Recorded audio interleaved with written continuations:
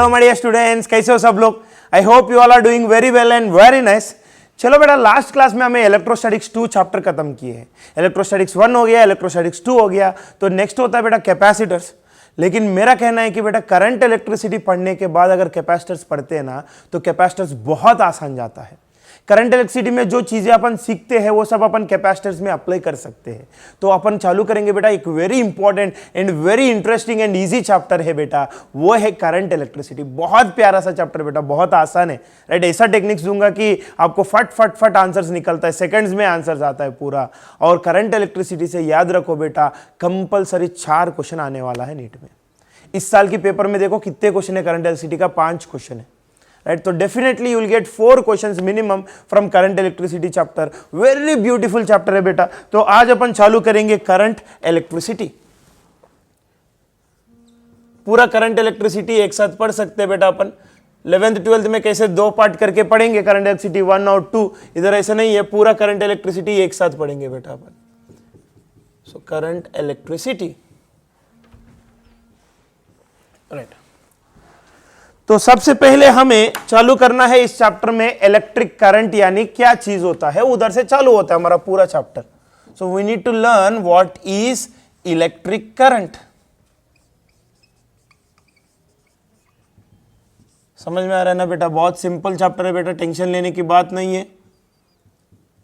अगर पहले ये चैप्टर अच्छे से नहीं किया आपने तो अब करो बेटा, बहुत इंपॉर्टेंट चैप्टर है बेटा करंट इलेक्ट्रिसिटी, और बहुत आसान है।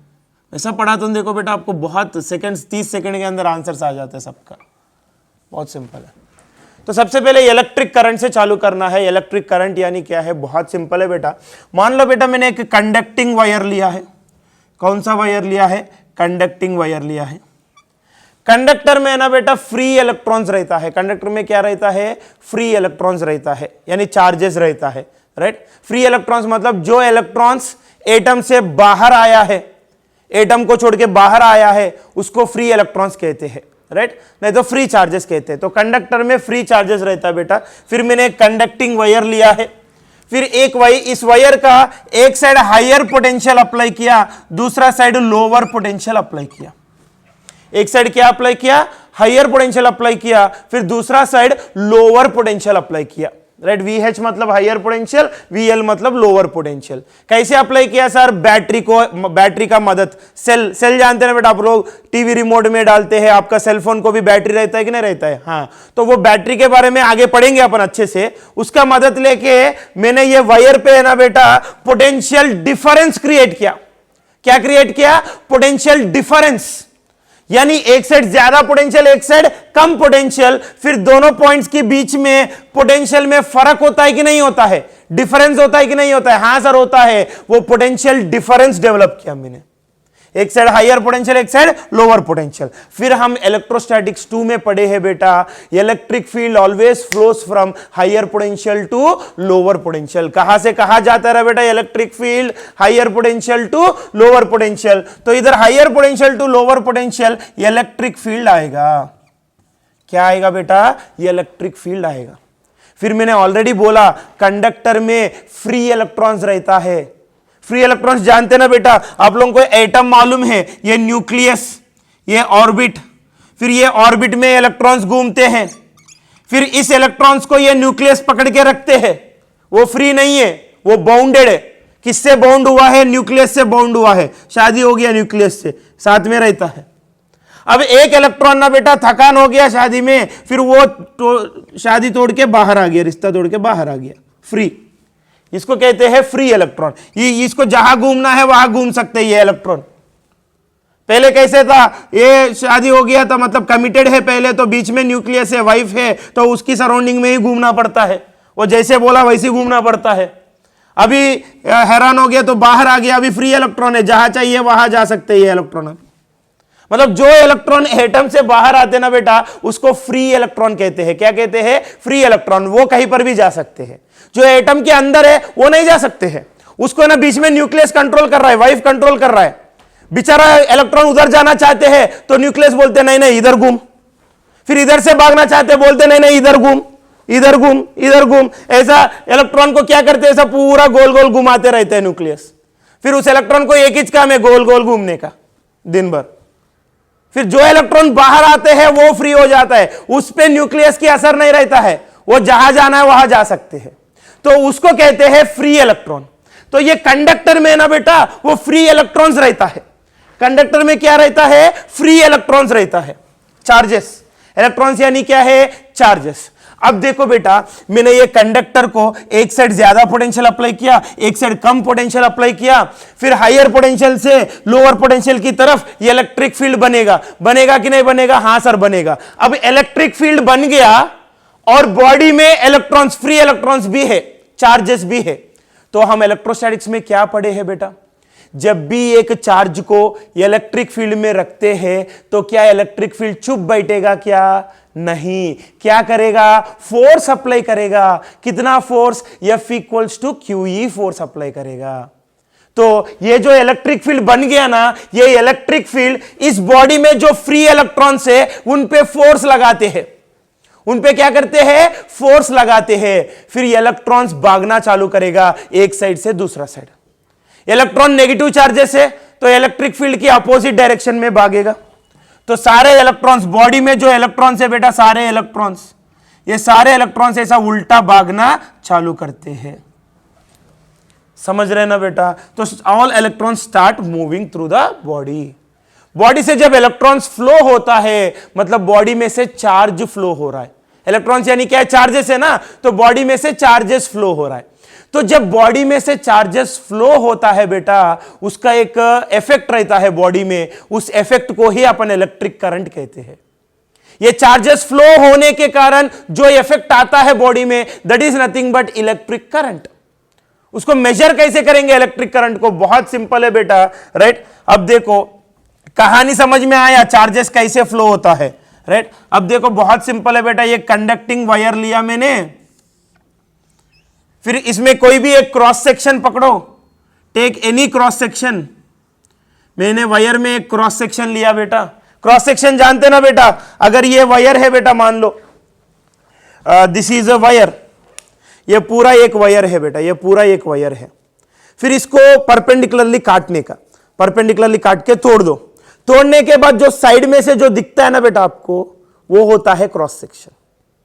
क्रॉस सेक्शन मतलब ऐसा क्रॉस में कट करना है उसको परपेंडिकुलरली। ये वायर है, वायर को ऐसा परपेंडिकुलरली कट किया, कट करने के बाद ऐसा सर्कल वाला दिखता है कि नहीं, उसको कहते हैं क्रॉस सेक्शन। तो कोई भी एक क्रॉस सेक्शन पकड़ा तो हमें अभी पोटेंशियल डिफरेंस अप्लाई किए तो इलेक्ट्रिक फील्ड आएगा। इलेक्ट्रिक फील्ड की वजह से इलेक्ट्रॉन्स मूव होगा, यानी चार्जेस मूव होगा। तो मान लो बेटा मैंने कोई भी एक क्रॉस सेक्शन पकड़ा बेटा, उस क्रॉस सेक्शन से dq चार्ज पास हो रहा है, स्मॉल चार्ज dq। कितना चार्ज? dq चार्ज पास हो रहा है। कितना टाइम में? इन dt टाइम, इन dt टाइम। तो मैंने क्या बोला? जब भी चार्जेस पास होता है बेटा बॉडी में से, वो चार्ज पास होने से हमको कुछ झटका लगता है, कुछ इफेक्ट आता है, that is nothing but current. आपको करंट शॉक लगे होंगे बहुत बार। शॉक उस वक्त क्या होता है जब शॉक लगे, झटका आता है। क्यों आता है? क्योंकि जब शॉक लगे ना तो आपकी बॉडी में से इलेक्ट्रॉन्स पास होता है, फिर उस इलेक्ट्रॉन्स की काइनेटिक एनर्जी जो है वो हमें मिलता है, इसलिए हमें झटका लगता है। तो वो इलेक्ट्रॉन्स फ्लो होने से जो इफेक्ट हमें दिख रहा है ना, that is nothing but electric current. तो वो करंट को मेजर कैसे करेंगे? बहुत सिंपल है। तो एक छोटा सा क्रॉस सेक्शन लिया मैंने, एक छोटा सा क्रॉस सेक्शन लिया बेटा, वायर की छोटा सा क्रॉस सेक्शन लिया। उस क्रॉस सेक्शन से dq करंट पास हो रहा है। कितना करंट पास हो रहा है? dq करंट पास हो रहा है। कितना समय में? dt समय में। तो dq करंट पास हो रहा है बेटा dt समय में। फिर 1 सेकेंड में कितना पास होता है? That is nothing but electric current. मतलब करंट की डेफिनेशन कैसे बोल सकते हैं? Rate of flow of charge with respect to time. यानी rate of flow of charge with respect to time का मतलब है 1 सेकेंड में कितना चार्ज फ्लो होता है बॉडी में से, that is nothing but electric current I। Electric current को अपन I सिंबल से रिप्रेजेंट करते हैं। तो जब भी बॉडी के ऊपर हम पोटेंशियल डिफरेंस लगाते हैं तो इलेक्ट्रिक फील्ड आएगा। इलेक्ट्रिक फील्ड आया तो चार्जेस मूव होना लगता है, क्योंकि इलेक्ट्रिक फील्ड फोर्स अप्लाई करेगा चार्जेस पे, तो चार्जेस मूव होंगे। तो जब चार्जेस मूव होते हैं तो 1 सेकंड में कितनी चार्ज पास करेगा बॉडी में से? बॉडी में कोई भी एक क्रॉस सेक्शन पकड़ो, कोई भी एक क्रॉस सेक्शन पकड़ो, फिर उस क्रॉस सेक्शन में से 1 सेकंड में कितनी चार्ज मूव होगा, that is nothing but electric current. So electric current is defined as rate of flow of charge with respect to time. So अब फॉर्मूला क्या मिलेगा इसका, देखो बहुत सिंपल है. dt टाइम में dq चार्ज पास हो रहा है बॉडी की क्रॉस सेक्शन से, तो 1 सेकंड में कितना पास होगा, that is nothing but electric current. तो बताओ ना बेटा 1 सेकंड में कितना होगा, this into this, 1 into dq divided by dt. ये मेथड मालूम है ना, 1 चॉकलेट 5 रुपीज, 2 चॉकलेट कितना बचपन में किए होंगे. सो dt टाइम में dq चार्ज पास हो रहा है बॉडी में, तो 1 सेकंड में कितना पास होगा, तो 1 into dq divided by dt. 1 into dq क्या होता है, dq divided by dt. So current की फॉर्मूला क्या हो गया बेटा, dq बाई dt. करंट की फॉर्मूला क्या हो गया, dq बाई dt. यानी स्मॉल टाइम dt में से, स्मॉल टाइम dt में बॉडी में कोई भी एक जगह पकड़ो, एक क्रॉस सेक्शन पकड़ो, उसमें से dq चार्ज पास हो रहा है. फिर उस वक्त, उस इंस्टेंट पे, वो स्मॉल टाइम dt मैंने जो देखा ना, उस इंस्टेंट पे कितना करंट है बॉडी में, तो फॉर्मूला होता है dq बाई dt. तो इसको इंस्टैंटेनियस करंट बोलते हैं. क्या बोलते हैं इसको, इंस्टैंटेनियस करंट.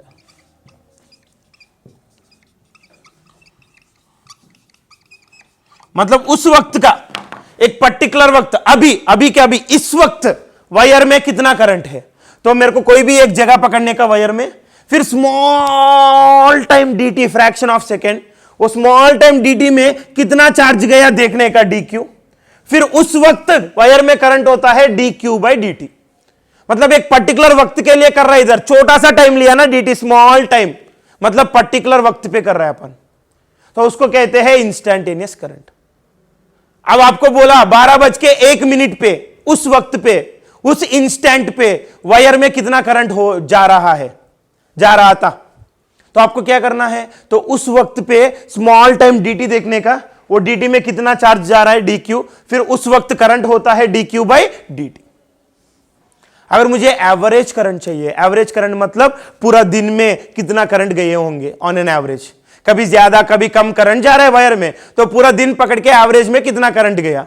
सो पूरा दिन में कितना चार्ज गया, एवरेज करंट पूरा दिन में कितना चार्ज गया, राइट, क्यू चार्ज गया मान लो, नहीं तो डेल्टा क्यू बोलते हैं कुछ लोग, नहीं तो क्यू चार्ज पकड़ेंगे अपन. टोटल चार्ज क्यू गया, फिर टोटल कितना समय तक गया, टी टाइम तक गया है, तो एवरेज करंट होता है Q by T. Q is the total charge passed through body, नहीं तो through wire, in time T. पूरा टी टाइम में, मतलब 1 घंटे में या नहीं तो 2 घंटे में करंट थोड़ा ऊपर नीचे हो रहा है, तो एवरेज करंट पूछा मैंने, तो 2 घंटे में एवरेज करंट कितना, तो 2 घंटे में टोटल कितना चार्ज पास हुआ, क्यू डिवाइडेड बाय टाइम 2 घंटे का लेने का, फिर हमें एवरेज करंट मिलता है. वैसे टी सेकेंड्स में, जैसे 2 घंटा बोला, वैसे टी सेकेंड्स में करंट कभी ज्यादा कभी कम है, तो एवरेज करंट कितना, तो पूरा टी सेकेंड्स में कितनी चार्ज पास हुआ बॉडी में से डिवाइडेड बाय टी, ये एवरेज करंट देता है. ऐसा नहीं पूछा, पूरा टी सेकंड्स में नहीं पूछा, पर्टिकुलर वक्त पे पूछा, ठीक 12 बजे पे कितनी करंट जा रहा है, फिर आपको लगाना है dq बाई dt. मतलब 12 बजे पे मैं स्मॉल टाइम dt कंसिडर किया, वो छोटा सा टाइम dt में dq करंट पास हो रहा है, सॉरी dq चार्ज पास हो रहा है, तो करंट होता है dq बाई dt. समझ में आया ना बेटा. सो इलेक्ट्रिक करंट मतलब क्या है बेटा, बहुत सिंपल है, किसी भी बॉडी में से चार्जेस पास हो रहा है, फिर वो चार्ज पास होने की वजह से जो इफेक्ट आता है, नहीं तो जो इफेक्ट दिखता है, that is known as electric current, right. फिर इलेक्ट्रिक करंट को कैसे मेजर करना है बेटा, सिंपल है, dq बाई dt. इंस्टैंटेनियस चाहिए dq बाई dt, एवरेज चाहिए तो q by t, total charge by total time. समझ में आ रहा है ना बेटा, बहुत सिंपल है. डेफिनेशन क्या है इलेक्ट्रिक करंट का, 1 सेकेंड में कितनी चार्ज पास होगा बॉडी में से, 1 सेकेंड में कितना चार्ज पास होगा, that is nothing but electric current. Charge passing through any cross section of the body in 1 second is nothing but electric current. तो उसका डेरिवेशन किए तो फॉर्मूला मिला dq बाई dt. ये स्मॉल टाइम dt के लिए मतलब इंस्टैंटेनियस है, पूरा t सेकेंड्स के लिए चाहिए तो एवरेज मिलेगा हमें, total charge by total time. Clear है ना बेटा. तो इसके यूनिट्स की अगर बात करते हैं, SI unit of electric current. Electric current बहुत सिंपल है बेटा, क्या होता है देखो, चार्ज बाय टाइम ना, फॉर्मूला क्या मिला, current equals to charge by time. Charge को कूलुम में मेजर करते हैं, टाइम को सेकंड में मेजर करते हैं, तो कूलुम पर सेकंड। तो ये कूलुम पर सेकंड की दूसरा नाम है बेटा एम्पियर। क्या है, एम्पियर। हम मेजर करते हैं करंट को एम्पियर्स में। 1 एम्पियर मतलब 1 कूलुम पर सेकंड। यानी बॉडी में कोई भी एक क्रॉस सेक्शन पकड़ा मैंने, ऐसा कोई भी एक क्रॉस सेक्शन पकड़ा, फिर उस क्रॉस सेक्शन में से 1 सेकंड में 1 कूलुम चार्ज पास हो रहा है, तो t is 1 second, dt is 1 second, dq is 1 कूलुम, तो करंट होता है 1 कूलुम पर सेकंड। उसी को हम कहते हैं 1 एम्पियर। क्या कहते हैं, 1 एम्पियर। अगर बॉडी में किसी भी क्रॉस सेक्शन से 1 सेकंड में 1 कूलुम चार्ज पास हो रहा है, फिर बॉडी में जो करंट रहेगा उसको 1 एम्पियर करंट बोलते हैं। तो कूलुम पर सेकंड की दूसरा नाम क्या है, एम्पियर। और करंट जो है बेटा वो फंडामेंटल यूनिट है, तो वो खुद की डायमेंशन होता है करंट का। आई बोल के लेते हैं, कुछ लोग ए बोल के लेते हैं, कुछ लोग आई बोल के लेते हैं डायमेंशनल फॉर्मूला में, समझ रहे हैं ना। वो खुद ही फंडामेंटल यूनिट है, तो उसका खुद का सिंबल है डायमेंशंस में ए नहीं तो आई। जैसे मास की एम होता है डायमेंशंस, लेंथ की एल, टाइम का टी, करंट को आई नहीं तो ए होता है। This is also a fundamental unit. Clear है ना बेटा सबको, बहुत सिंपल कॉन्सेप्ट है, राइट। तो keep the side heading all of you, electric current. Current electricity में साइड हेडिंग रखो बेटा, इलेक्ट्रिक करंट। डेफिनेशन लिखवाता हूं पहले मैं, फिर बाद में ये ले सकते हैं। Side heading electric current, bracket में आई, उसमें लिखो बेटा electric current is defined as the, electric current is defined as the amount of charge passing through any cross section of the body। मतलब पूरा बॉडी में क्रॉस सेक्शन इधर ही पकड़ना है बोल के जरूरी नहीं है, अब इधर भी ले सकते, इधर भी ले सकते, इधर भी ले सकते।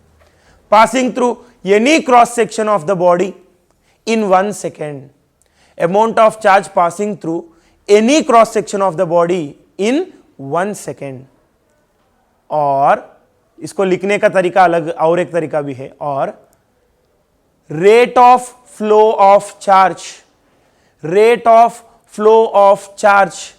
With respect to time, rate of flow of charge with respect to time. Clear है ना बेटा, चल। तो दोनों का मीनिंग एक ही है, rate of flow of charge with respect to time, नहीं तो amount of charge passing in 1 second, दोनों का मतलब एक ही है बेटा। फिर ये ले सकते हैं आप, पूरा जो बोर्ड पे है वो पूरा आप अच्छे से लिख के ले सकते हैं।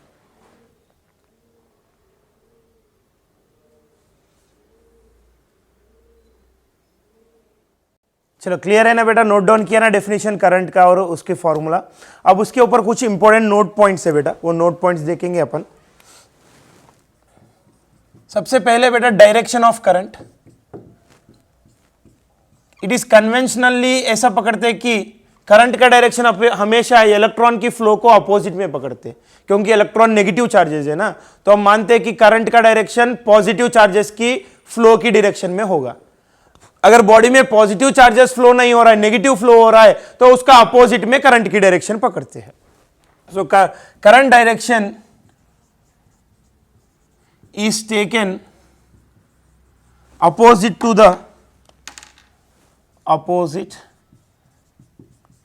the flow of electrons। Electrons किस डायरेक्शन में फ्लो होगा उसका अपोजिट डायरेक्शन में करंट की डायरेक्शन पकड़ते हैं अपन, right. Obviously electrons negative charges है बेटा, तो वो लोअर पोटेंशियल से हायर पोटेंशियल की तरफ आता है।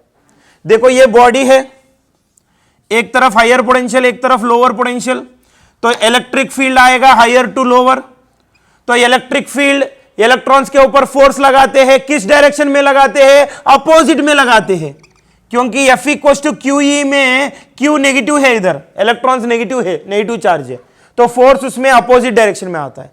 फील्ड राइट साइड है तो फोर्स लेफ्ट साइड आएगा, तो सारे इलेक्ट्रॉन्स लेफ्ट साइड भागेगा, तो करंट की डायरेक्शन अपन राइट साइड का पकड़ना पड़ता है, करंट की डायरेक्शन ऐसा पकड़ना है, क्योंकि इलेक्ट्रॉन्स नेगेटिव चार्जेस से, तो वो कैसे फ्लो होगा उसकी अपोजिट डायरेक्शन में करंट की डायरेक्शन पकड़ते हैं। तो करंट भी कैसे होगा, higher potential to lower potential होगा। देखो इलेक्ट्रॉन्स उल्टा आता है, लोअर पोटेंशियल से हायर पोटेंशियल की तरफ आता है, तो करंट की डायरेक्शन हायर पोटेंशियल से लोअर पोटेंशियल की तरफ होता है, opposite to the flow of electrons. समझ रहे ना बेटा? So direction of current is opposite to the flow of electrons. फिर इधर current always flows from higher potential to lower potential.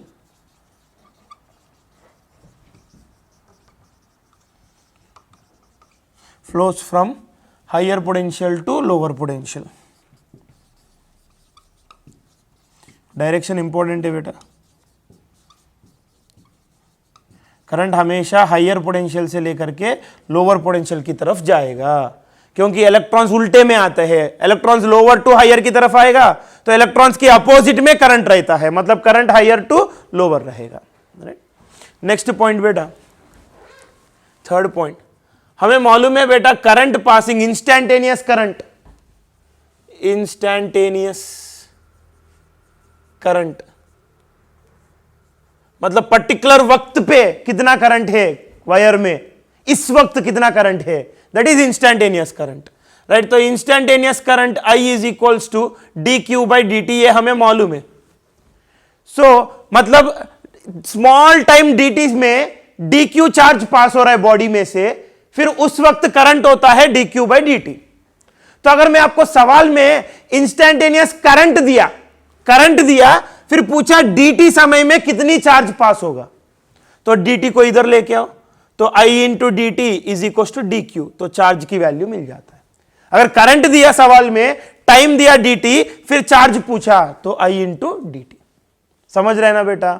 फिर मुझे टोटल चार्ज चाहिए t सेकेंड्स में, ये तो छोटा सा टाइम dt के लिए, मैं पूरा t सेकेंड्स में कितना करंट पास होगा, 5 मिनट में कितना पास होगा, 10 मिनट में कितना charge, not current sorry, charge, कितना चार्ज पास होगा बॉडी में से, dt समय में कितना चार्ज पास होता है, तो हमें मालूम है I equals to D Q by D T, तो D Q equals to I into D T. So dt समय में इतना चार्ज पास होता है, फिर पूरा t समय में कितना पास होगा, 5 मिनट में कितना, 10 मिनट में कितना, फिर टोटल चार्ज मुझे चाहिए, तो इसको इंटीग्रेशन करना पड़ता है, integration of I d T, फिर बिटवीन 0 टू t सेकेंड्स। कौन सा टाइम में आपको चाहिए वो वाला लिमिट्स इधर लेना है, t1 से लेकर के t2 के बीच में चाहिए तो वो लेना है, नहीं तो टोटल t सेकेंड्स में कितना है बोला तो 0 टू t लेना है।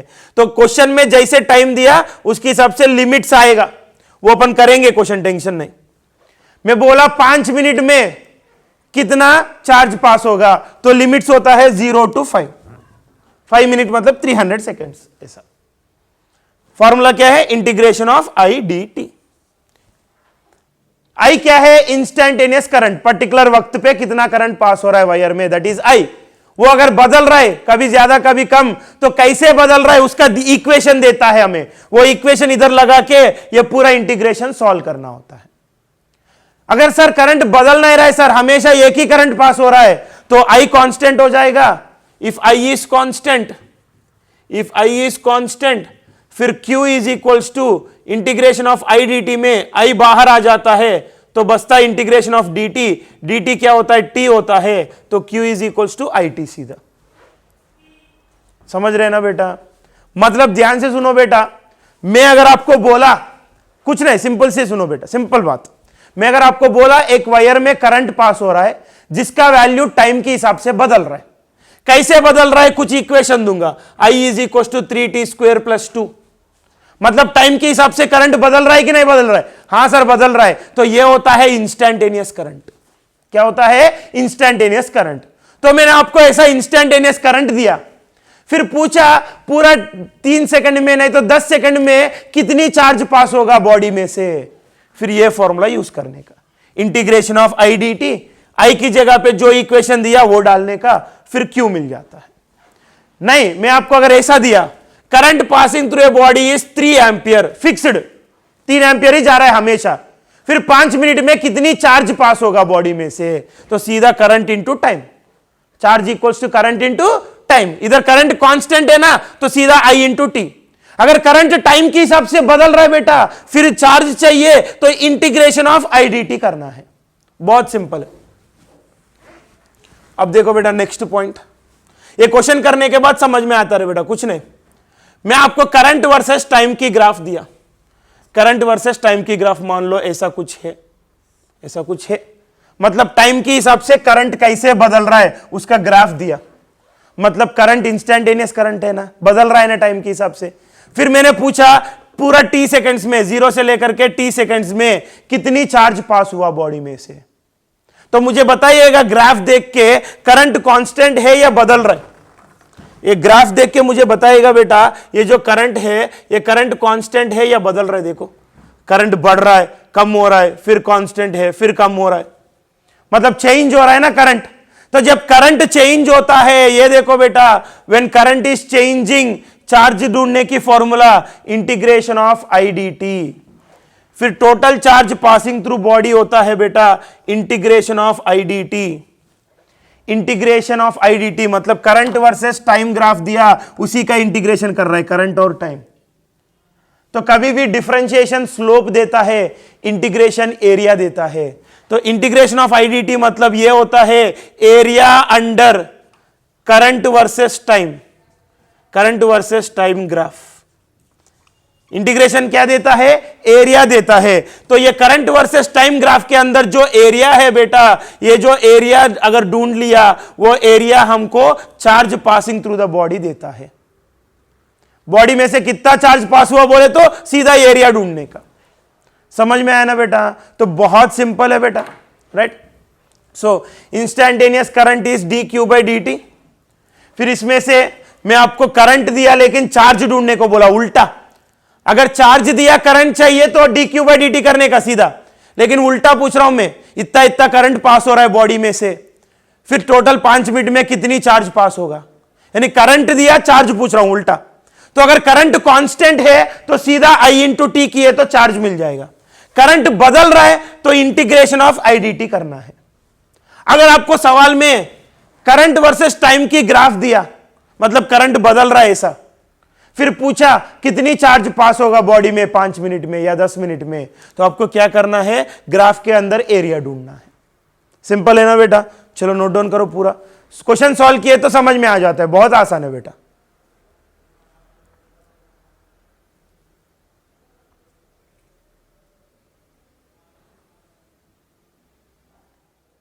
चलो एक एग्जांपल देखो बेटा, जो अभी पढ़ा है उसको बहुत क्लैरिटी मिल जाएगा आपको। क्या बोल रहा है देखो, current passing through a body is I equals to 3t square plus 2t plus 5। मतलब टाइम आया ना t, मतलब करंट टाइम के हिसाब से बदल रहा है, मतलब इंस्टैन्टेनियस करंट दिया। Charge passing through any cross section of the wire from t equals to 0 to t equals to 2 seconds, मतलब 0 से लेकर के 2 सेकेंड तक, मतलब 2 सेकेंड्स में बॉडी में से कितने चार्ज पास होता है। करंट दिया, चार्ज कितना पास होता है पूछ रहा है। और करंट कांस्टेंट है या बदल रहा है टाइम के हिसाब से? टाइम है ना इसमें, टी आया सर, बदल रहा है सर, कांस्टेंट नहीं है। तो आपको क्या करना है, टोटल चार्ज चाहिए तो integration of I D T करना है। इंटीग्रेशन की लिमिट्स देखो ना, 0 टू 2 सेकेंड्स बोला तो 0 टू 2 सेकेंड्स। फिर करंट की इक्वेशन क्या दिया वो लगाने का। क्या दिया करंट की equation, 3t square plus 2t plus 5 into D t from 0 to 2 seconds. फिर इंटीग्रेशन ऑफ, ये 3 है, integration of t square d T. Integration of t square d t क्या होता है रे बेटा, t cube by 3 plus 2 as it is ले लो। Integration of T D T, T D T का इंटीग्रेशन होता है t square by 2। Integration of x D x क्या है, एक्स स्क्वेयर बाई 2 ना, वही है, टी डी टी का होता है t square by 2 plus 5 as it is, 5 into D T. तो इंटीग्रेशन ऑफ डी टी बचेगा 5 के साथ, 5 डी टी ना, तो 5 एज इट इज लिया। फिर इंटीग्रेशन ऑफ डी टी क्या होता है, टी होता है। Integration of D X X, तो integration of D T T. Limits are from 0 to 2 seconds. तो पहले अपर लिमिट सब्स्टिट्यूट करना है, फिर लोअर लिमिट सब्स्टिट्यूट करना है। तो अपर, ये तो 3 3 कैंसिल, 2 2 कैंसिल हो गया। अपर लिमिट क्या है, 2 सेकेंड्स, तो टी की जगह 2 लगाओ, 2 cube plus 2 square plus 5 into 2, ये अपर लिमिट है, minus lower limit, lower limit कितना दिया 0 दिया, तो t की जगह 0 सब्स्टिट्यूट करो, तो 0 क्यूब 0, 0 स्क्वायर 0 प्लस 5 इंटू 0 0, ये तो पूरा 0 बन जाएगा। फिर ये कितना आता है देखो, 2 क्यूब 8, 2 स्क्वायर 4, 8 प्लस 4 12, 5 2 ज़ा 10, 12 प्लस 10 कितना 22, तो टोटल चार्ज हो गया 22 coulomb. This is the answer. So 2 second में कितनी चार्ज पास होता है बॉडी में से, 22 कूलम्स चार्ज पास होता है। क्लियर है ना बेटा, बहुत सिंपल है। चलो नेक्स्ट क्वेश्चन इधर है बेटा, लिख के ले लो नेक्स्ट क्वेश्चन को। इधर क्या बोल रहा है, current passing through a wire is 2 ampere, total charge that passes through the wire in 1 minute, 1 minute में कितनी चार्ज पास होता है। करंट दिया, कितना दिया 2 एम्पियर, इसमें टी आया क्या, नहीं आया, सिर्फ 2 एम्पियर, मतलब फिक्स्ड करंट है, कांस्टेंट है। जब कांस्टेंट करंट है तो Q is equal to IT लगाने का सीधा। पहला क्वेश्चन में देखो, पहला क्वेश्चन में करंट जो दिया था वो करंट की इक्वेशन में T आया है, मतलब करंट टाइम के हिसाब से बदल रहा है, तो हमें इधर इंटीग्रेशन लगाना होता है, वो भी सिंपल इंटीग्रेशन रहता है, टेंशन लेने की जरूरत नहीं। ये सेकंड क्वेश्चन में देखो बेटा, करंट 2 एम्पियर बोला, मतलब फिक्स्ड करंट है, बदलते नहीं, तो सीधा Q is equal to IT। I कितना बोला 2 एम्पियर, टाइम कितना बोला 1 मिनट यानी 60 सेकेंड्स, सो 2 इंटू 60 120, तो आंसर इज 120 कूलम। समझ में आया ना बेटा, बहुत सिंपल है ना। चलो नोट डाउन करो फटाफट, लिया राइट। तो ये है बेटा व्हाट करंट इज, राइट। तो ये इलेक्ट्रिक करंट के ऊपर कुछ और क्वेश्चंस है बुकलेट में, वो क्वेश्चंस भी करेंगे अपन कल। क्लियर है ना बेटा, तो एक बार रिवाइज करके आएगा कल की क्लास में। बहुत ब्यूटीफुल चैप्टर बेटा, आगे बहुत प्यारा रहता है। स्टार्टिंग में थोड़ा सा थियरी थोड़ा ड्राई रहेगा, लेकिन वो भी अपन बहुत इंटरेस्टिंगली पढ़ाएंगे, आपको टेंशन नहीं। लेकिन वो थोड़ा सा थियरी अगर क्रॉस किया ना बेटा, चैप्टर बहुत मजा आता है। जैसे इफेक्टिव रेसिस्टेंस ढूंढना, ओम्स लॉ अप्लाई करना, बहुत ही प्यारा सा टॉपिक है। तो अपन इसके ऊपर क्वेश्चंस जो है करंट के ऊपर बुकलेट में जो भी है वो नेक्स्ट क्लास में करके आगे बढ़ेंगे बेटा। Till then stay home, stay safe, practice physics very well. Thank you very much.